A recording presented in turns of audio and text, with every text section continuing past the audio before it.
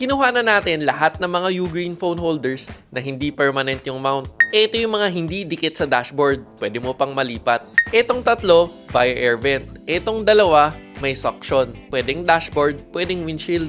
Ito ang pinaka-basic na air vent mount. Pinaka-malinis. Kung kailan kailangan mo, kabit. Pag ayaw, tanggal. Kapag hindi mo gagamitin, wala sa dashboard. Ito naman, MagSafe air vent. Pag sakay mo, lagay lang. Paglalabas, tanggal lang. May wireless charging version, Qi2 yung tech. Ang difference lang, paggabi, kita mo na may soft glow. Ito, dashboard or windshield.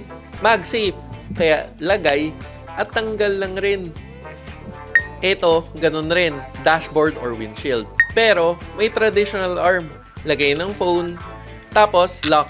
At pagtatanggalin, may button sa likod. Tanggal. Kung ikaw, alin ang pipiliin mo? A, B, C, D, O, E. Pa-comment naman alin gusto mo para send ko sa yung link. Lahat ng MagSafe may kasama na ring magnetic ring sa box. Tapos, alam mo naman, kapag Ugreen, sure tayo na affordable para sa quality. Double tap mo naman yung screen kung nakatulong tong video sa pagpili.